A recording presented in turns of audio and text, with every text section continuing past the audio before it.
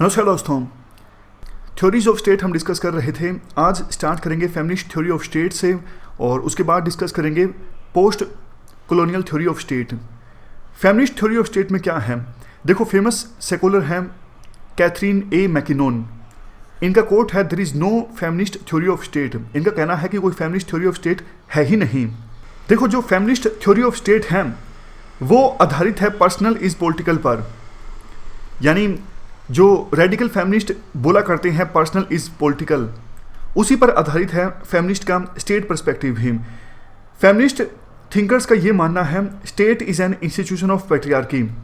जैसे मार्क्स बोला करते थे state is an institution of बुर्जुआ class, उसी प्रकार से फेमिनिस्ट सेकुलर कहते हैं state is an institution of patriarchy, यानी स्टेट पैट्रियार्की के लिए काम करता है। कैथरीन मैकिनोन की बुक है towards feminist theory of state. Towards feminist theory of state book का नाम है कैथरीन मैकिनोन की। ये कहती हैं स्टेट उन्हें एज ए मेल नज़र आता है। कैथरीन मैकिनोन वकील थी। स्टेट के द्वारा जो लॉज बनाए गए, इन्होंने उन लॉज को एनालाइज किया। इन्होंने अपने एनालिसिस में पाया कि ऐसा लगता है स्टेट के द्वारा जो लॉज बनाए गए हैं वो मैन के द्वारा बनाए गए हैं और मैन के लिए बनाए गए हैं। वुमन उसमें कहीं भी नहीं दिखती। एग्जाम्पल ये देती हैं रेप लॉज का। यूएसए में जो रेप लॉज हैं उनकी सहायता से वुमन को जस्टिस प्राप्त करना बहुत ही मुश्किल है, क्योंकि बहुत सारे लूप होल्स हैं। वुमन को न्याय मिलता ही नहीं है लॉज से, क्योंकि बहुत सारे लूप होल्स उन लॉज में होते हैं। इसी वजह से स्टेट हमेशा पैट्रियार्की के हित में काम करता है। स्टेट चाहता ही नहीं पैट्रियार्की खत्म हो। लेकिन देखो, फेमिनिस्ट सेकुलर्स का जो व्यू है स्टेट के बारे में वो एम्बिवेलेंट है। एक तरफ फेमिनिस्ट सेकुलर्स ये कहते हैं वुमन की पोजीशन में अपलिफ्टमेंट लाने के लिए, वुमन की पोजीशन को इम्प्रूव करने के लिए स्टेट की आवश्यकता है। स्टेट अगर पॉजिटिव इंटरवेंशन करेगा तभी वुमन की पोजीशन इम्प्रूव हो सकती है। याद कीजिए, हमने डिस्कस किया था फेमिनिज्म में मैरियन यंग के व्यू को। मैरियन यंग क्या कहती हैं? वो कहती हैं स्पेशल ट्रीटमेंट की आवश्यकता है ताकि जो वुमन है वो मैन के बराबर आ सकें। उनका कंसेप्ट था डिफरेंशिएटेड सिटीजनशिप का। उन्होंने कहा था कि यूनिवर्सल सिटीजनशिप एक प्रकार से ब्लाइंडनेस है। मैरियन यंग बात करती हैं महिलाओं के हित में एफर्मेटिव एक्शन की, पॉजिटिव एफर्मेटिव एक्शन। जैसे देखो, हमारे देश में SC STs को रिजर्वेशन दिया गया है, यानी स्टेट ने पॉजिटिव एफर्मेटिव एक्शन लिया है SCs के लिए, STs के लिए। तो मैरियन यंग भी इसी प्रकार का पॉजिटिव एफर्मेशन की मांग करती हैं महिलाओं के लिए भी। तो आप बताइए, पोजीशन एम्बिवेलेंट हुई या फिर नहीं हुई? एक तरफ फेमिनिस्ट सेकुलर कहती है state is an institution of patriarchy, दूसरी तरफ वो स्टेट से मांग भी करती है कि स्पेशल ट्रीटमेंट दी जाए महिलाओं को। तो उनकी पोजीशन एम्बिवेलेंट है। कुछ और डाइवर्स व्यू हम डिस्कस करते हैं। फेमिनिस्ट थिंकर हैं जिला इसेनस्टीन। जिला इसेनस्टीन की बुक का नाम है radical feature of liberal feminism. Radical feature of liberal feminism. जिला इसेनस्टीन ये कहती हैं, देखो, लिबरल स्टेट वैसे तो ये बोलता है कि हमने सभी के लिए ओपन अपॉर्चुनिटीज़ रखी हैं, कोई भी इलेक्शन लड़ सकता है, कोई भी पार्लियामेंट में चुन के आ सकता है, कांग्रेस में चुन के आ सकता है। लेकिन जिला इसेनस्टीन कहती हैं आप रिकॉर्ड उठा के देखिए कितनी कम महिलाएं चुन के आई हैं। इसका मतलब लिबरल स्टेट ढोंग करता है। वास्तव में महिलाओं के लिए इक्वल अपॉर्चुनिटीज़ नहीं है। लिबरल स्टेट ये इंश्योर नहीं करता कि महिलाएं भी मैन के बराबर पावर को एक्सरसाइज करें। इसके अलावा सोशल फेमिनिस्ट का ये कहना है कैपिटलिज्म में देखो, यानी कैपिटलिस्टिक मोड ऑफ प्रोडक्शन में क्या होता है, स्टेट ये इंश्योर करता है कि मार्केट में महिलाओं का एक्सप्लॉयटेशन ना हो। लेकिन इसका कंसिक्वेंस क्या होता है? जब देखो महिलाएं मार्केट में काम नहीं करेंगी तो महिलाएं घर पर रहेंगी, घर का काम करेंगी। और देखो, ये तो और भी बदतर है। महिलाएं घर पर रहेंगी, घर का काम करेंगी और इसके लिए तो उन्हें वेजेस भी नहीं मिल रहे हैं। और इस सिस्टम में महिलाएं पूरी तरह से डिपेंडेंट हो जाती हैं मैन पर। तो सोशल फेमिनिज्म का ये कहना है जो कैपिटलिस्टिक मोड ऑफ प्रोडक्शन है वो और भी ज़्यादा खराब है, क्योंकि इस सिस्टम से महिलाएं डिपेंडेंट हो जाती हैं मैन के ऊपर, क्योंकि वो घर में रहती हैं और बिना वेजिस के काम करती हैं। एक बात आप ये भी लिख सकते हो फेमिनिस्ट पर्सपेक्टिव अबाउट स्टेट में, देखो स्टेट में पावर नहीं होती वुमन के पास, तो इसका नुकसान भी उठाना पड़ता है, क्योंकि इको फेमिनिस्ट का व्यू आप याद कीजिए। इको फेमिनिस्ट थिंकर्स क्या कहते हैं? वो कहते हैं देखो, वुमन नेचर के ज़्यादा करीब हैं, वुमन के पास पावर नहीं होती, वुमन स्टेट की पावर में शामिल नहीं होती, इसलिए नेचर को प्रोटेक्ट करने के लिए पॉलिसीज नहीं बनती। अगर वुमन के पास पावर हो तो इस प्रकार की पॉलिसीज बनेगी, नेचर का कंजर्वेशन होगा और इन्वायरमेंट का डिग्रेडेशन नहीं होगा। तो ये सारे पॉइंट्स आप लिख सकते हो फेमिनिस्ट थ्योरी ऑफ स्टेट में। अब नेक्स्ट हम बात करते हैं पोस्ट कॉलोनियल थ्योरी के बारे में। ये थ्योरी देखो है वो देश जो पहले कभी कॉलोनीज रहे थे, for example India, South Africa, Brazil, इन सब देशों को यूरोपियन कंट्रीज़ के द्वारा या फिर दूसरे कंट्रीज़ के द्वारा कभी ना कभी कॉलोनी बनाया गया था, यानी गुलाम बनाया गया था। ऐसी कंट्रीज़ में स्टेट का नेचर कैसे है, इस थ्योरी को कहते हैं पोस्ट कॉलोनियल थ्योरी। देखो वैसे कॉलोनीज तो आपको पता है यूएसए को भी बनाया गया था, न्यूजीलैंड को भी बनाया गया था, ऑस्ट्रेलिया को भी बनाया गया था, लेकिन इन देशों को हम शामिल नहीं करते पोस्ट कॉलोनियल थ्योरी में, क्योंकि ये देश अपनी कॉलोनियल लिगेसी को बहुत पीछे छोड़ चुके हैं। यूएसए आपको पता है कहीं भी किसी भी नज़रिए से इंडिया, ब्राज़ील, साउथ अफ्रीका जैसा नहीं है। यूएसए बहुत पहले आज़ाद हो गया था। यूएसए पर अब कॉलोनिज्म की छाप नहीं देखने को मिलती है। घाना के फॉर्मर प्रेसिडेंट हैं जिनका नाम है क्वामे एनक्रूमाह, यहाँ पे देखिए क्वामे एनक्रूमाह, ये नाम है घाना के फॉर्मर प्रेसिडेंट का। ये कहते हैं पोस्ट कॉलोनियल स्टेट्स वो स्टेट्स हैं जिनका कॉलोनियल पास्ट है, लेकिन अभी भी वो किसी न किसी प्रकार के कॉलोनिज्म के अंडर हैं, जिसे नाम दिया जाता है नियो कॉलोनिज्म। मतलब इसका ये है, देखो औपचारिक रूप से कॉलोनिज्म खत्म हो गया है। औपचारिक रूप से आपको पता है यूके हमारे देश को छोड़ के जा चुका है, 1947 में ही चला गया था, लेकिन किसी न किसी प्रकार से इनडायरेक्टली रूप से कॉलोनिज्म आज भी मौजूद है। बहुत सारी चीज़ों के लिए हम डिपेंड हैं डेवलप कंट्रीज़ पे, तो ये इनडायरेक्ट कॉलोनिज्म है जो आज भी जारी है, ऐसा बोला जाता है घाना के फॉर्मर प्रेसिडेंट क्वामे एनक्रूमाह के द्वारा। वैसे देखो कॉलोनिज्म जो टर्म है वो एसोसिएटेड है मार्क्सिस्ट लेनिनिस्ट डिस्कोर्स से। आपको याद होगा लेनिन क्या कहते हैं, हमने मार्क्सिज्म आफ्टर मार्क्स में लेनिन के बारे में पढ़ा था। लेनिन कहते हैं colonialism is an form of capitalism, यानी कैपिटलिज्म की एक फॉर्म है कॉलोनिज्म। रेवोल्यूशन इसीलिए नहीं आती उन देशों में जहां पर कैपिटलिज्म पीक पर है, क्योंकि दूसरे देश यानी जो कॉलोनीज हैं वहां से पैसा लूटा जाता है और उस पैसे का इस्तेमाल किया जाता है होम कंट्री में लेबर क्लास के वेलफेयर के लिए। इस वजह से वो रेवोल्यूशन नहीं लेके आते। इस प्रकार की बात बोली गई थी लेनिन के द्वारा। देखो जो मार्क्सिस्ट लेनिनिस्ट डिस्कोर्स है उसके अनुसार वर्ल्ड में विभिन्न कंट्रीज के बीच जो एक्सचेंज होता है, उस एक्सचेंज में नॉर्थ की जो कंट्रीज हैं, नॉर्थ में वो सारे देश आ जाते हैं, नॉर्थ अमेरिका और जो यूरोप की कंट्रीज वो सब आ जाते हैं। ये देश एडवांटेज पे हैं, और जो साउथ के कंट्रीज हैं, फॉर एग्जांपल साउथ अमेरिका और जो अफ्रीका कॉन्टिनेंट के कंट्रीज हैं, एशिया कॉन्टिनेंट के कंट्रीज हैं नीचे वाले, ये सब डिसएडवांटेज पर हैं। वैसे औपचारिक रूप से इंपीरियलिज्म खत्म हो चुका है, वही बात जो घाना के फॉर्मर प्रेसिडेंट बोलते हैं, वही बात लेनिनिस्ट और मार्क्सिस्ट डिस्कोर्स के द्वारा बोली जाती है। इंपीरियलिज्म औपचारिक रूप से समाप्त हो गया है, साम्राज्यवाद औपचारिक रूप से समाप्त हो गया है, लेकिन फिर भी उसी प्रकार के रिलेशन आज भी मौजूद हैं डेवलप कंट्रीज के बीच और डेवलपिंग कंट्रीज के बीच। देखो वेस्टर्न सेकुलर्स के द्वारा पोस्ट कॉलोनियल सोसाइटीज में स्टेट के नेचर को समझने के लिए ये सारी मेथोडोलॉजीज का इस्तेमाल किया जाता है। ये हम पढ़ेंगे कंपैरेटिव पॉलिटिक्स में। Political development, political modernisation, political culture, system approach, structural functional approach, ये सारी मेथोडोलॉजीज का इस्तेमाल किया जाता है वेस्टर्न सेकुलर्स के द्वारा पोस्ट कॉलोनियल सोसाइटीज में स्टेट के नेचर को समझने के लिए। ये तो देखो कंपैरेटिव पॉलिटिक्स में आएंगे, लेकिन पोस्ट कॉलोनियल सोसाइटीज को समझने के लिए कुछ वेस्टर्न सेकुलर्स के पर्सपेक्टिव हैं। जैसे एक थ्योरी है prismatic society model, prismatic society model. ये थ्योरी दी गई थी रिग्स के द्वारा।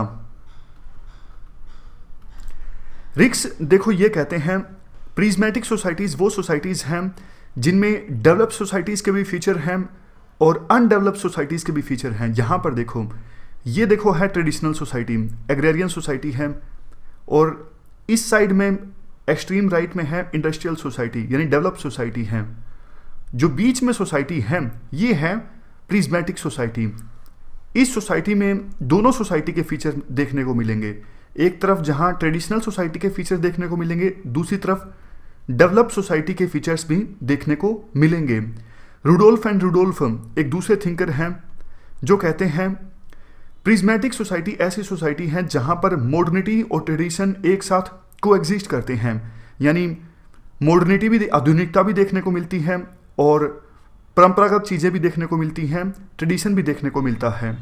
प्रिज्मेटिक सोसाइटी के देखो कुछ फीचर्स बताए गए हैं रिग्स के द्वारा। सबसे पहला फीचर है फॉर्मेलिज्म। देखो प्रिज्मेटिक सोसाइटी में क्या होता है, थ्योरी और प्रैक्टिस ऑफ रूल्स के बीच एक बड़ा गैप देखने को मिलता है, यानी पेपर में बहुत कुछ होगा लेकिन उन्हें एक्चुअली फॉलो नहीं किया जाएगा। फॉर एग्जांपल इंडिया को भी एक प्रिज्मेटिक सोसाइटी कहा जाता है।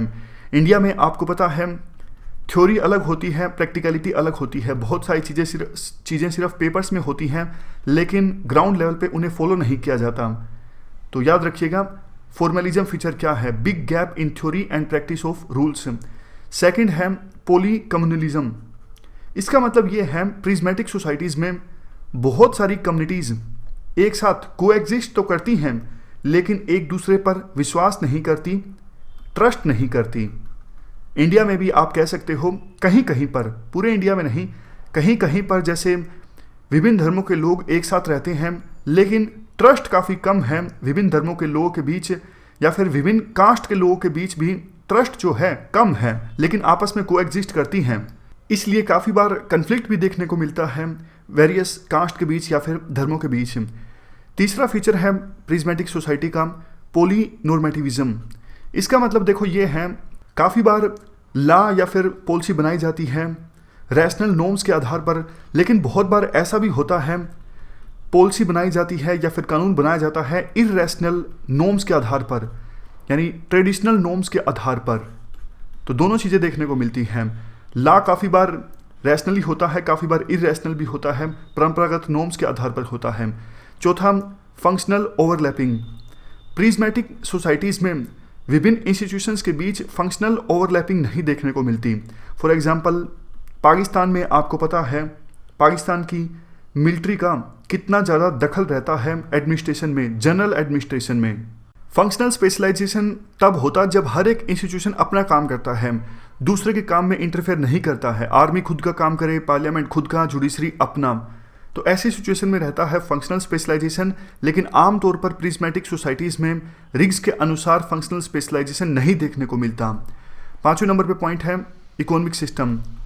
रिग्स के अनुसार प्रिज्मेटिक सोसाइटीज़ में बाजार कैंटीन मॉडल देखने को मिलता है, यानी कुछ लोग चीज़ें खरीदते हैं मार्केट रेट पर और कुछ लोगों को चीज़ें मिलती हैं सब्सिडाइज्ड रेट पर। इंडिया में आपको पता है ऐसा होता है, चाहे आप मिलिट्री कैंटोनमेंट का ना भी मानो पॉइंट, लेकिन फिर भी सरकार काफ़ी सारी वेलफेयर स्कीम्स चलाती हैं, जैसे नेशनल फूड सिक्योरिटी एक्ट है, तो उनको काफ़ी सब्सिडाइज्ड रेट पर खाना मिलता है और बाकी लोग मार्केट रेट पर खरीदते हैं चीज़ों को। तो प्रिज्मेटिक सोसाइटी में इस प्रकार का मॉडल देखने को मिलता है, बाजार कैंटीन मॉडल। कुछ लोग मार्केट रेट पर चीज़ें खरीदते हैं, कुछ लोग सब्सिडाइज्ड रेट पर। सिक्स्थ है एडमिनिस्ट्रेटिव सिस्टम। साला मॉडल देखने को मिलता है। साला मॉडल का मतलब है नेपोटिज्म काफ़ी ज़्यादा देखने को मिलता है प्रिज्मेटिक सोसाइटीज़ में। कुछ लोगों के लिए रूल अप्लाई होते हैं, लेकिन वो लोग जिनके रिश्तेदार बड़ी पोस्ट पर हैं तो उनके काम जल्दी हो जाते हैं, यानी नेपोटिज्म काफ़ी ज़्यादा होता है प्रिज्मेटिक सोसाइटीज़ में। सेवन्थ फीचर है अटेनमेंट नॉर्म्स। इसका मतलब देखो ये है बर्थ के बेस पर बहुत कुछ डिसाइड होता है। जैसे आपको पता है इंडिया में कास्ट सिस्टम जो है, हायरार्की समाज में डिसाइड होती है बर्थ के बेस पर। तो प्रिज्मेटिक सोसाइटीज़ में बर्थ के बेस पर ही काफ़ी कुछ अचीव हो जाता है। सबसे लास्ट का फीचर है प्रिज्मेटिक सोसाइटी का हेट्रोजिनिटी। इसका मतलब ये है एक ही समय में, जो हमने पहले डिस्कस किया, आधुनिकता और ट्रेडिशन दोनों चीज़ें एग्जिस्ट करती हैं। सोसाइटी में कुछ फीचर्स आपको ऐसे देखने को मिलेंगे जो आधुनिकता से प्रेरित हों और कुछ फीचर्स आपको परंपराओं से संबंधित मिलेंगे।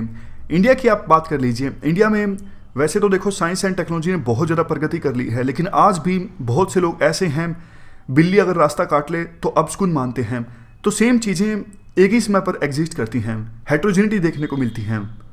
तो इस प्रकार से हमने rigs model of prismatic society को समझा। अब देखो एक नेक्स्ट मॉडल है, ये मॉडल है गुनार मीडल का। मॉडल का नाम है theory of soft states. Gunnar middle की बुक है एशियन ड्रामा। अपने इस बुक में थ्योरी दी गई है गुनार मीडल के द्वारा थ्योरी ऑफ सॉफ्ट स्टेट की। वैसे देखो ये मॉडल है साउथ एशियन कंट्रीज़ के लिए या फिर जनरली डेवलपिंग कंट्रीज़ के लिए, लेकिन स्पेसिफिक फोकस किया गया है इस बुक में किस पर? इंडिया पर। जब देखो ब्रिटिशर्स हमारे देश में रूल कर रहे थे तो उस समय करप्शन आपको पता है बहुत ज़्यादा था। दूसरा, देश को आज़ादी दिलवाने के लिए गांधी बार बार अथॉरिटीज़ को डिफाई करते थे। देश आज़ाद हो गया, लेकिन इन सब चीज़ों की छाप आज़ादी के बाद भी हमारी समाज पर देखने को मिलती है, हमारे देश पर देखने को मिलती है। करप्शन आज भी हमारे देश में काफ़ी ज़्यादा है, जो कि ब्रिटिश लिगेसी का ही पार्ट है। दूसरा, गांधी जिस प्रकार से अथॉरिटीज़ को डिफाई करते थे, लोगों ने भी आज़ादी के बाद भी अथॉरिटीज़ को डिफाई करना स्टार्ट कर दिया।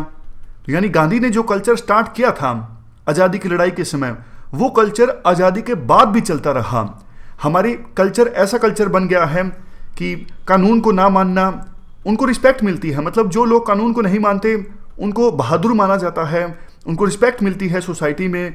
तो इन सब रीजंस की वजह से स्टेट की जो कैपेसिटी है अपने लॉस को इम्प्लीमेंट करने की, वो कैपेसिटी बहुत ज़्यादा कम है। चाहते हुए भी स्टेट जो है वो डेवलपमेंट संबंधित पॉलिसीज़ को ठीक से इम्प्लीमेंट नहीं कर पाता। इवन गुनार मीडल कहते हैं नेहरू जैसे लीडर्स, नेहरू जैसे कैरिस्मेटिक लीडर्स भी लैंड रिफॉर्म्स को ठीक से इम्प्लीमेंट नहीं कर पाए थे, क्योंकि स्टेट की कैपेसिटी बहुत ज़्यादा कम है अपने लॉस को इम्प्लीमेंट करवाने की। तो ये मतलब है सॉफ्ट स्टेट का।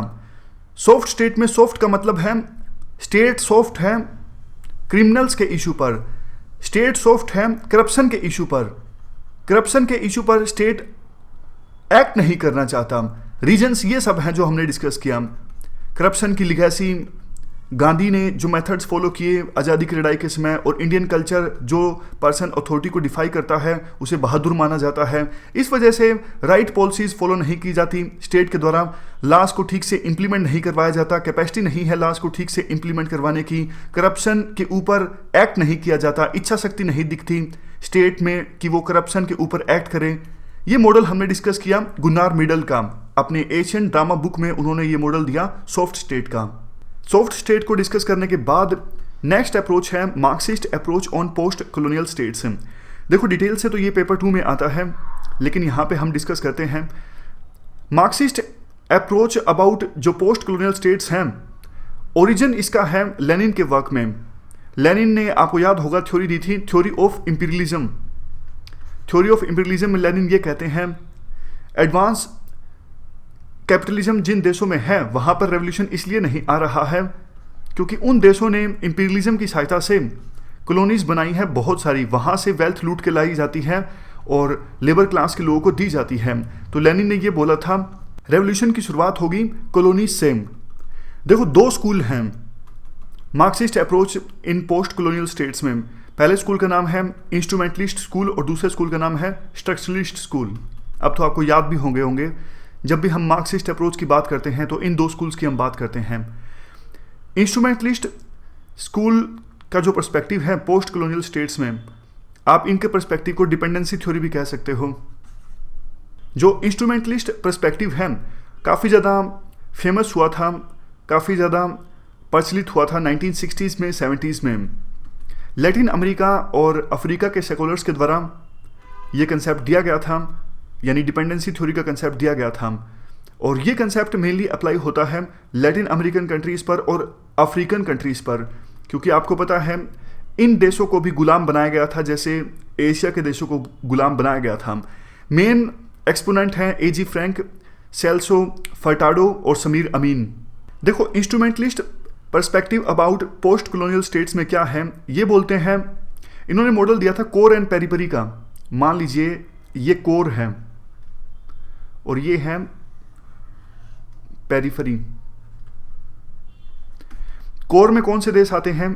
G7, जो काफ़ी बड़ी इकोनॉमिक पावर हैं, काफ़ी बड़ी मिलिट्री पावर हैं, काफ़ी बड़ी टेक्नोलॉजिकल पावर हैं।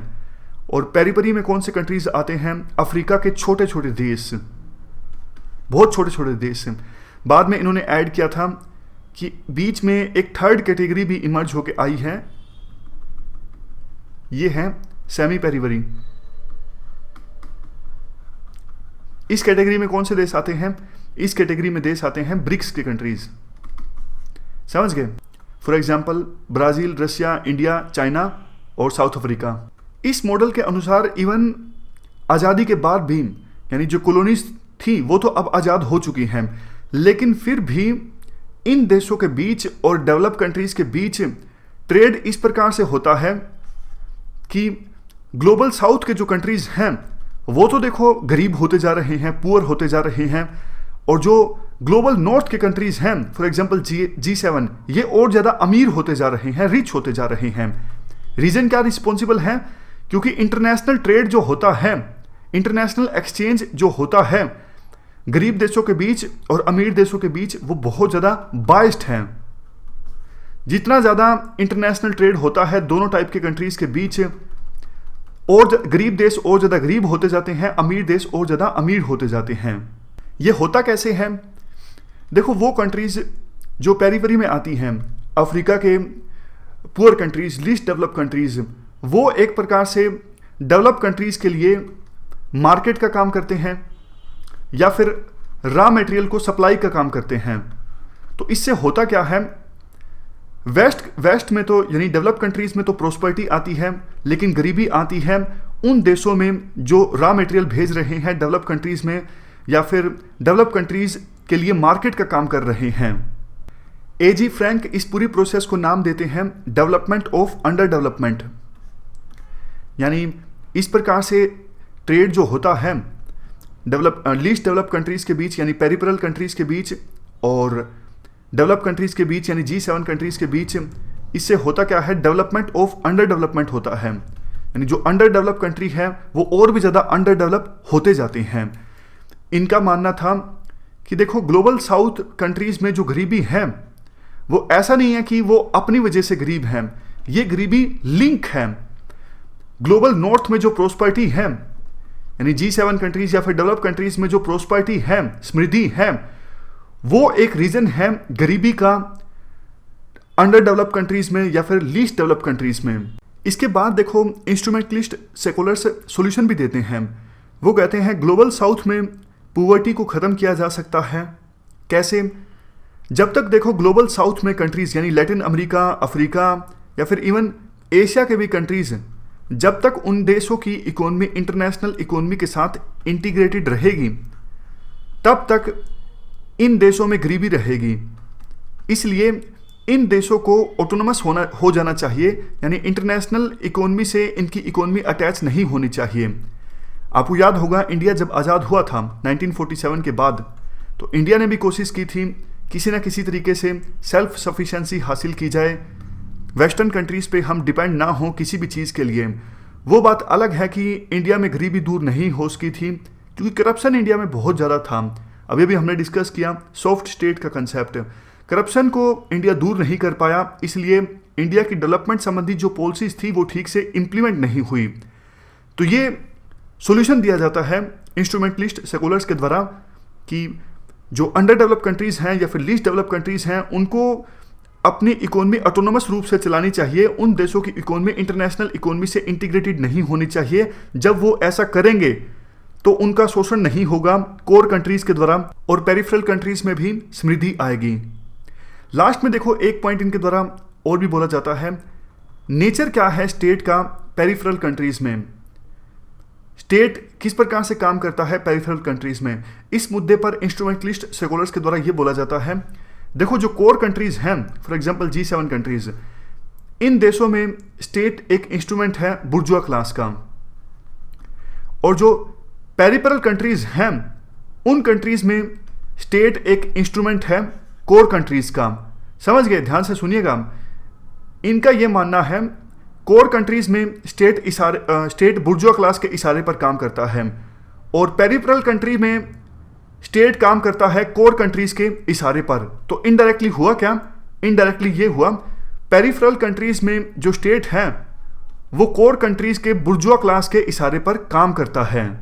एक बार फिर से रिपीट करता हूं, ये काफी ज्यादा इंपॉर्टेंट है। इंस्ट्रूमेंटलिस्ट सेकुलर्स कहते हैं कोर कंट्रीज में क्या है, स्टेट काम करता है बुर्जुआ क्लास के इशारे पर, जबकि पेरिफेरल कंट्रीज में स्टेट काम करता है कोर कंट्रीज के इशारे पर। तो इनडायरेक्टली हो क्या जाता है, जो कोर कंट्रीज के बुर्जुआ क्लास हैं उनके इशारे पर काम करता है पेरिफेरल कंट्रीज का स्टेट। देखो 1960s में 70s में ये फेनोमेनन काफ़ी हुआ करता था, अब तो खैर कम है। अंडर डेवलप कंट्रीज में या फिर डेवलपिंग कंट्रीज में जो रूलर्स हुआ करते थे वो डेवलप कंट्रीज की कठपुतली हुआ करते थे, यानी डेवलप कंट्रीज के इशारों पर काम किया करते थे 60s में 70s में अंडर डेवलप्ड या फिर डेवलपिंग कंट्रीज के रूलर।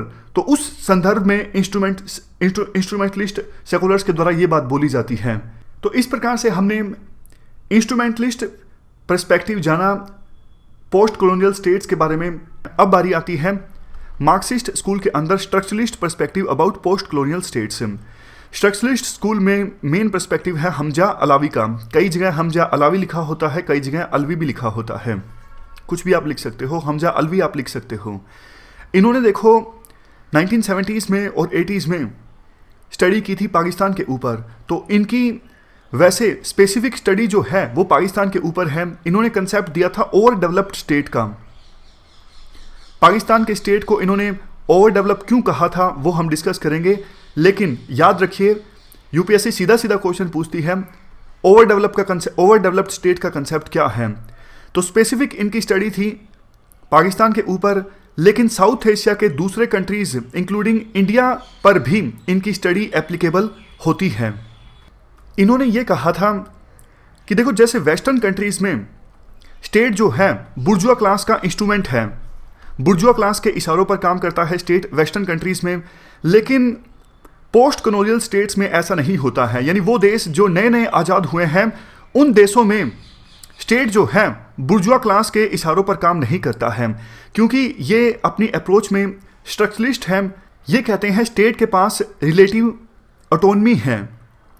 देखो वेस्टर्न कंट्रीज में क्या हुआ था, मार्क्स के कंसेप्ट के हिसाब से इकोनॉमिक स्ट्रक्चर और पॉलिटिकल स्ट्रक्चर साथ साथ डेवलप हुए। तो इससे क्या हुआ, जैसे ही कैपिटलिज्म आया तो पॉलिटिकल स्ट्रक्चर ने भी साथ साथ डेवलप करना स्टार्ट किया और कंसेप्ट आया मॉडर्न नेशन स्टेट का, सेंट्रलाइज्ड अथॉरिटी इस्टेब्लिश हुई। ये सब कुछ हुआ वेस्टर्न कंट्रीज में।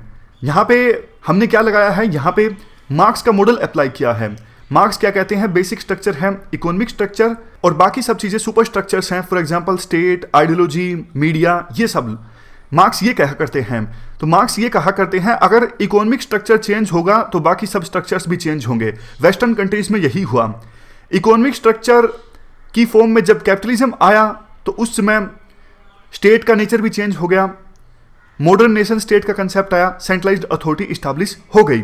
लेकिन पोस्ट कॉलोनियल कंट्रीज में ऐसा नहीं हुआ। यानी वो देश जो नए नए आज़ाद हुए थे, for example India, Pakistan, Bangladesh, इन सब देशों में ऐसा नहीं हुआ। इन सब देशों में क्या हुआ, पॉलिटिकल स्ट्रक्चर तो चेंज हो गया। पॉलिटिकल स्ट्रक्चर क्यों चेंज हुआ, क्योंकि इन देशों को कॉलोनीज बनाया गया था। देखो ब्रिटिशर के आने से पहले हमारा देश टुकड़ों में डिवाइडेड था, लेकिन ब्रिटिशर्स ने क्या किया, हमको एक डेफिनेट टेरिटरी दी। यानी मॉडर्न नेशन स्टेट का जो कंसेप्ट वेस्टर्न कंट्रीज में आया था वही कंसेप्ट इंडियन सब कॉन्टिनेंट में भी आया। म्यांमार देश बनाया, म्यांमार की भी एक डेफिनेट टेरिटरी, इंडिया की भी एक डेफिनेट टेरिटरी, वो बात अलग है, हमारा बंटवारा हो गया। लेकिन इस प्रकार का जो कंसेप्ट था मॉडर्न नेशन स्टेट का, ये वेस्टर्न सोसाइटीज का कंसेप्ट था और ब्रिटिशर्स के आने से पहले इस प्रकार का कंसेप्ट यहां पर हमारे इंडियन सब कॉन्टिनेंट में नहीं था। ब्रिटिशर्स के आने से पहले पूरा देश डिवाइडेड था राज्यों रजवाड़ों के बीच। कहने का एसेंस यहां पे ये हुआ, पोस्ट कॉलोनियल स्टेट्स में जो नेचर था पॉलिटिकल स्ट्रक्चर का वो तो चेंज हो गया, मॉडर्न नेशन स्टेट का कंसेप्ट आ गया, लेकिन इकोनॉमिक स्ट्रक्चर चेंज नहीं हुआ। इकोनॉमिक स्ट्रक्चर ट्रेडिशनल ही रहा, क्योंकि इस इंडियन सबकॉन्टिनेंट में इंडस्ट्रियलाइजेशन तो आया नहीं था। इंडस्ट्रियलाइजेशन नहीं आया था तो कैपिटलिज्म भी बहुत ज़्यादा पीक पर था नहीं, एडवांस स्टेट में था नहीं। एग्रेरियन सोसाइटी रही, यानी मेजोरिटी जो लोग थे वो खेती ही करते थे। ये बात बोलते हैं मेन हमजा अलवी कि पोस्ट कॉलोनियल स्टेट्स में पॉलिटिकल स्ट्रक्चर चेंज हो गया, लेकिन साथ ही साथ इकोनॉमिक स्ट्रक्चर चेंज नहीं हुआ। तो इसका रिजल्ट क्या निकला? इसका रिजल्ट ये निकला, इंडियन सबकॉन्टिनेंट में जो देश थे, स्पेसिफिक स्टडी इनकी है हमजा अलवी की पाकिस्तान पे, यानी पाकिस्तान बन गया ओवर डेवलप्ड स्टेट। लेकिन जैसा शुरुआत में हमने डिस्कस किया कि ये स्टडी बाकी जो साउथ एशियन कंट्रीज हैं उन पर भी अप्लाई होती है।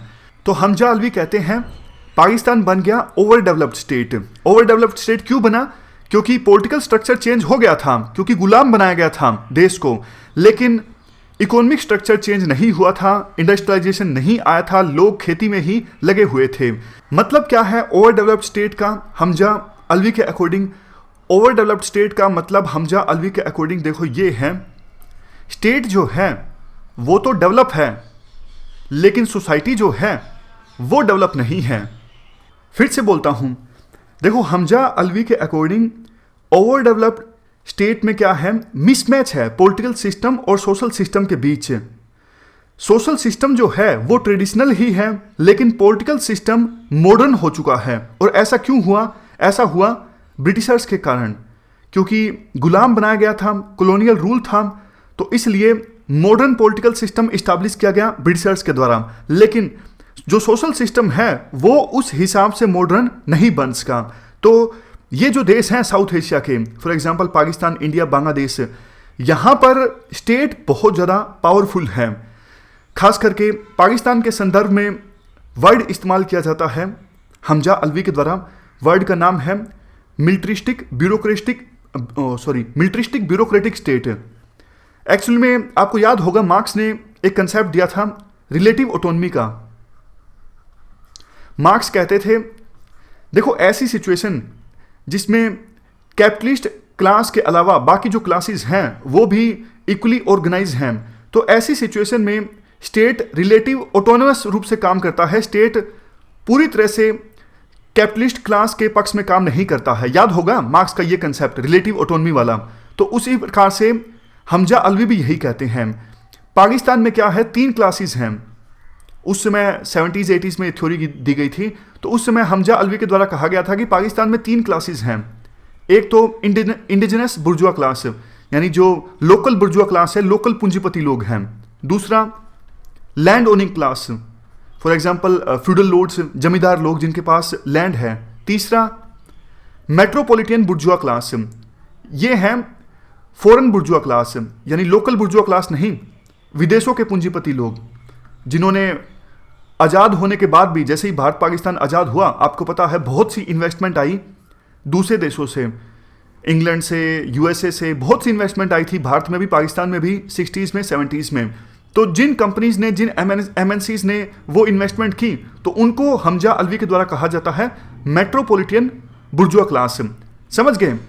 मैं फिर से बोलता हूँ, हमजा अलवी के द्वारा बोला जाता है पाकिस्तान में 3 क्लासेस हैं। सबसे पहले इंडिजिनस बुर्जुआ क्लास, घरेलू पूंजीपति लोग। दूसरा लैंड ओनिंग क्लास, यानी लैंडलॉर्ड्स, जमींदार, फ्यूडल लॉर्ड्स। तीसरा मेट्रोपॉलिटन बुर्जुआ क्लास, यानी विदेशी पूंजीपति लोग।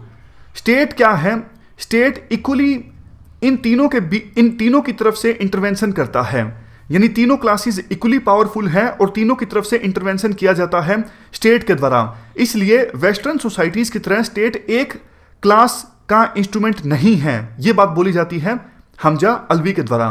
अब लास्ट में देखो एक और इंपॉर्टेंट एस्पेक्ट है ओवर डेवलप्ड स्टेट का।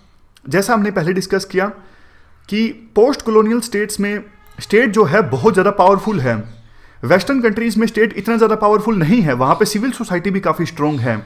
लेकिन इंडिया, पाकिस्तान, बांग्लादेश, यहाँ पे मिलिट्री ब्यूरोक्रेटिक ओलिगार्की देखने को मिलती है। बहुत पावरफुल है स्टेट। ऐसा क्यों हुआ? इसके पीछे 3 रीजन्स दिए जाते हैं हमजा अलवी के द्वारा। पहला रीजन, देखो जब ब्रिटिशर्स हमारे देश में राज कर रहे थे तो उनको तो अपने देश के इंटरेस्ट सर्व करने थे, तो उन्होंने जो कानून बनाए वो तो देखो अपने इंटरेस्ट सर्व करने के लिए बनाए थे, ना कि सोसाइटी के इंटरेस्ट सर्व करने के लिए। आज भी कई सारे वैसे कानून मौजूद हैं। For example official secrecy act, ये जो कानून हैं वो ब्यूरोक्रेट्स को बहुत ज़्यादा पावर देते हैं। तो स्टेट आज भी बहुत ज़्यादा पावरफुल है। जैसे सेडिशन का एग्जांपल आप ले सकते हो 124A। तो इनमें से बहुत सारे कानून जो हैं वो कॉलोनियल ईरा के कानून हैं, और वो कॉलोनियल जो ब्रिटिशर्स थे उन्होंने अपने हितों में बनाए थे, लेकिन वो आज भी जारी हैं और उनकी सहायता से आम जनता को दबाया जाता है। तो इस वजह से स्टेट बहुत ज़्यादा पावरफुल है। ये पहला पॉइंट है। दूसरा पॉइंट ये है, देखो आज़ादी के बाद सरकार की तरफ से बहुत सारी स्कीम्स लॉन्च की गई, वेलफेयर स्कीम्स। तो इन वेलफेयर स्कीम्स के लिए जनता जो थी वो गवर्नमेंट पे डिपेंडेंट हो गई। तो स्कीम्स का लाभ देने के लिए ब्यूरोक्रेट्स अपनी मनमर्जी करते थे, तो ब्यूरोक्रेट्स ऐसी सिचुएशन में बहुत ज़्यादा पावरफुल हो गए। यानी इकोनॉमिक पॉलिसीज के कारण आज़ादी के बाद भी स्टेट जो है बहुत ज़्यादा पावरफुल रहा। इकोनॉमिक पॉलिसीज में आप ये सब चीज़ें भी लिख सकते हो, रेड टेपिज्म, यानी ब्यूरोक्रेट्स के पास, गवर्नमेंट एम्प्लॉय के पास पावर बहुत ज़्यादा थी। लाल फीताशाही जिसे कहा जाता है, कोई भी काम नहीं आगे बढ़ेगा रिश्वत के, लाल फीता दिखा दिया जाता था, पैसे दो नहीं तो काम नहीं होगा। और रिसोर्सिस की जो पावर थी वो ब्यूरोक्रेट्स के हाथों में आ गई थी। तीसरा पॉइंट जिसकी वजह से स्टेट बहुत ज़्यादा पावरफुल हो गया आज़ादी के बाद, वो है legacy of national movement.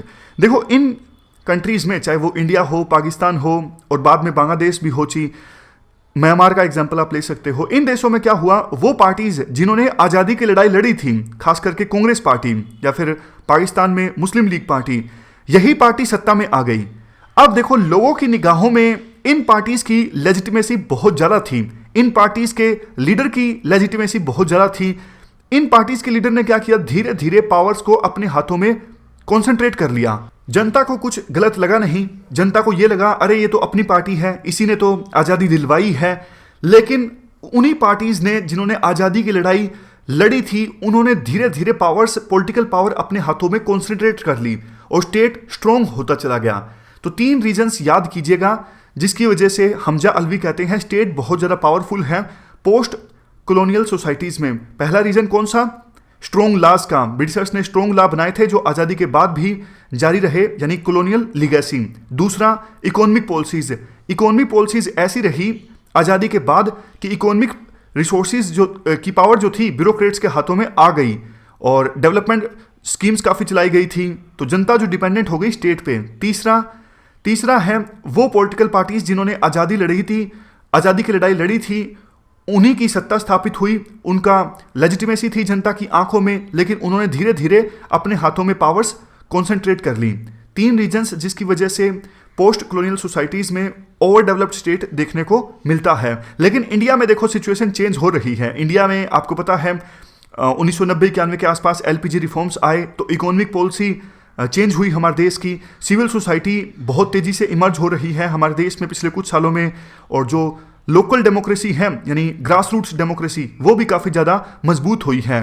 Globalisation का भी हमारे देश में बहुत ज़्यादा प्रभाव देखने को मिलता है, इसलिए इंडिया में जो है वो सिचुएशन काफ़ी हद तक चेंज हुई है। तो ये पूरा कंसेप्ट हमने समझा ओवर डेवलप्ड स्टेट का।